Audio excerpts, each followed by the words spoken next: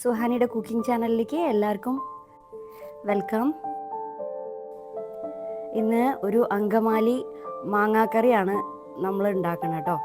YouTube തുറന്നു കഴിഞ്ഞാൽ ഒരുപാട് വൈറലായിട്ട് ഇപ്പോൾ വീഡിയോസ് ഇതിൻ്റെ മാങ്ങാക്കറിയുടെ വീഡിയോസ് കാണാണ്ട്.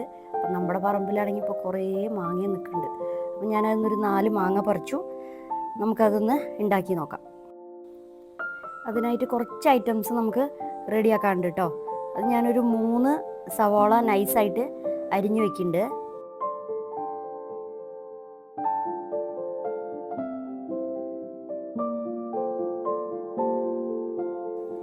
ഇനി അതിലേക്ക് ഒരു 2 കഷ്ണം ഇഞ്ചി നമുക്ക് നീളത്തിൽ ചെറിയതായി കൊത്തി അരിഞ്ഞു വെക്കാം.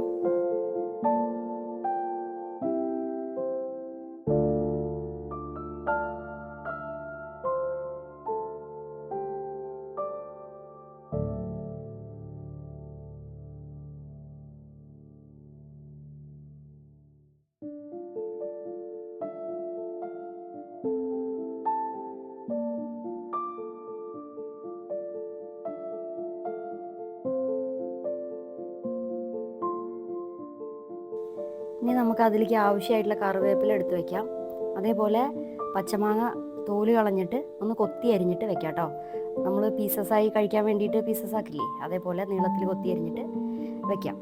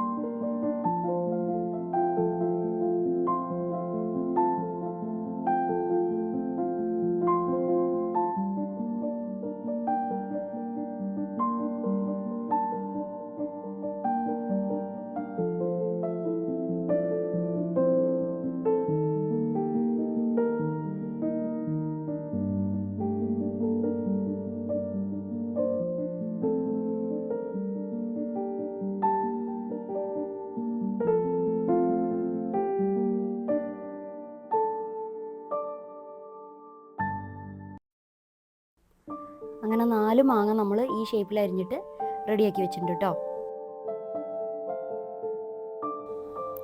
ഇതിലേക്ക് ആവശ്യമായിട്ടുള്ള പച്ചമുളക് നടുവേ പിളർത്തിയിട്ട് വയ്ക്കുക. അത് നമുക്ക് എരിവിനനുസരിച്ചിട്ട് എത്രയാണ് വേണ്ടിച്ചാൽ ചേർക്കാം കേട്ടോ. ഞാനൊരു 4-5 ഇട്ടിട്ടുണ്ട്.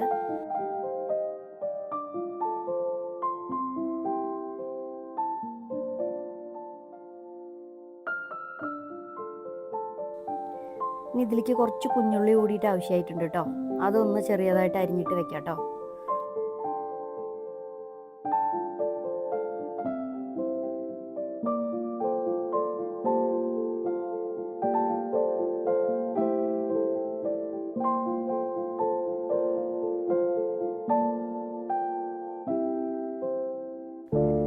ഇനി ഒരു പാത്രം എടുത്തിട്ട് അതിലേക്ക് നമ്മൾ അരിഞ്ഞു വെച്ച മാങ്ങ ഇട്ടിട്ട് അതിലേക്ക് 1 ടീസ്പൂൺ മഞ്ഞൾപ്പൊടി, 1 ടീസ്പൂൺ ഉപ്പുപൊടി, അതേപോലെ 1 ടീസ്പൂൺ വിനാഗിരി, പിന്നെ ഒരു 2 ടീസ്പൂൺ വെളിച്ചെണ്ണ ഇത്രയും ഒഴിച്ചിട്ട് നന്നായിട്ട് കൈകൊണ്ടൊന്ന് മിക്സ് ചെയ്തിട്ട് വയ്ക്കാം.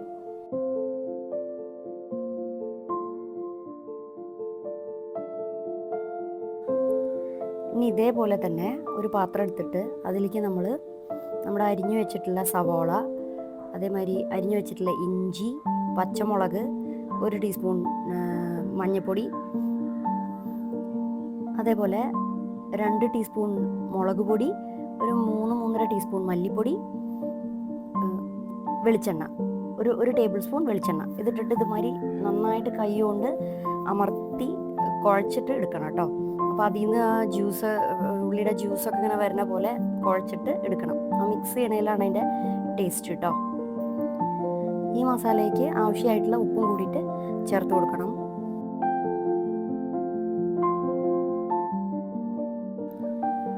ഒരു പിടി കറിവേപ്പില കൂടിയിട്ട് ഇട്ട് കൊടുക്കുന്നുണ്ട്.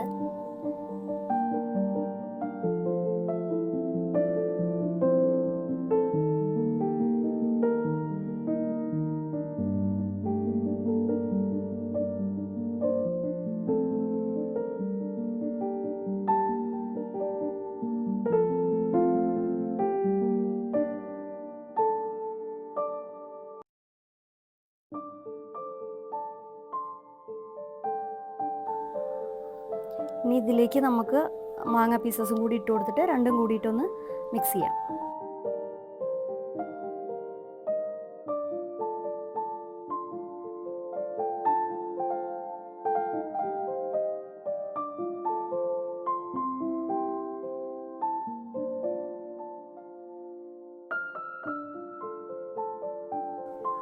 ഇനി ഇത് നമുക്ക് നാളികേരപ്പാലിൽ വേവിച്ചെടുക്കണം കേട്ടോ. അതിനായിട്ട് ഞാൻ ഒരു നാളികേരത്തിൻ്റെ പാലെടുത്ത് വെച്ചിട്ടുണ്ട്.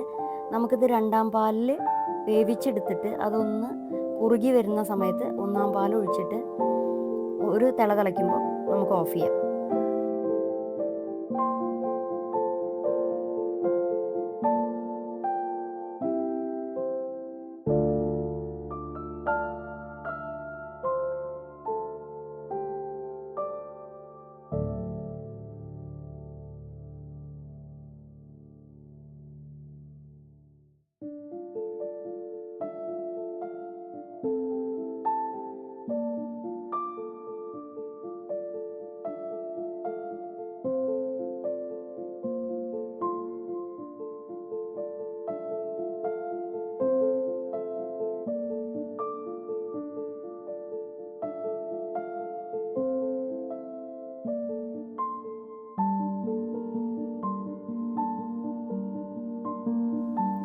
ഇനി ഇത് നമുക്കൊന്ന് ഉള്ളി താളിച്ചെടുക്കണം കേട്ടോ. അതിനായിട്ടൊരു പാൻ വെച്ചിട്ട് അതിൽ വെളിച്ചെണ്ണ ഒഴിച്ചു കൊടുക്കാം. വെളിച്ചെണ്ണ ചൂടായി വരുമ്പോൾ നമുക്ക് അതിലേക്ക് ഒരു ടീസ്പൂൺ കടുക്, അതേമാതിരി ഒരു 2-3 ഉണക്കമുളക് പൊട്ടിച്ചിടുക, ചെറിയ ഉള്ളി അരിഞ്ഞു വെച്ചത് ഇടുക, കറിവേപ്പില ഇടുക. ഇത് നന്നായിട്ട് ബ്രൗൺ കളറായി വരുമ്പോൾ ഒരു 1/2 ടീസ്പൂൺ മുളക് പൊടി കൂടി ചേർത്തിട്ട് അതൊന്ന് നന്നായി മൂത്ത് വരുമ്പോൾ ഈ ഗ്രേവിയിലേക്ക് ഒഴിക്കാം കേട്ടോ.